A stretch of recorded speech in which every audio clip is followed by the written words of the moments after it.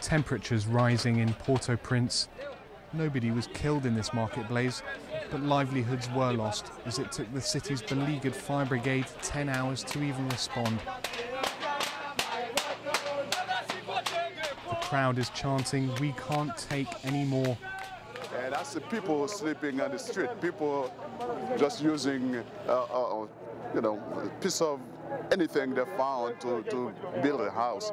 And most people that I spoke to really unsatisfied with the way the government been dealing with this whole situation.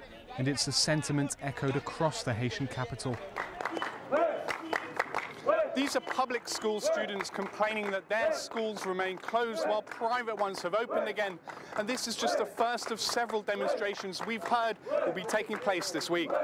The crowd isn't much of a security threat, but it's the kind of trend peacekeeping officials warn could snowball the longer the humanitarian crisis continues. Yes, I agree with this assessment, because longer it takes, it can develop a social movement. And it's why we try to prevent, and we try to posture to make sure that we accelerate the need of the population. It's now been more than 3 months since the earthquake, but while aid officials acknowledge progress has been slow, the UN's announced it's reached more than 99% of the 1.5 million it says need emergency shelter. But critics say the figures don't reflect realities on the ground. I don't know whose numbers those are, but most of the people that I was working with, have been working with, they have tarps. They don't have tents. And many people have sheets. So I don't trust numbers. I don't believe numbers. They're never approximate. You have to look at the fine print, the bottom, little asterisks. Even the UN's own monitoring team, which tracks the population of camps using GPS technology, says the total number of displaced could be much higher than reported. A discrepancy that would reduce the success rate. I think it's more close to 2 million than 1.3 million. Mm-hmm.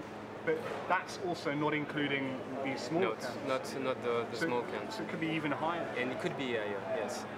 UN spokesmen deny its published numbers are misleading, but they acknowledge that it doesn't tell the whole story.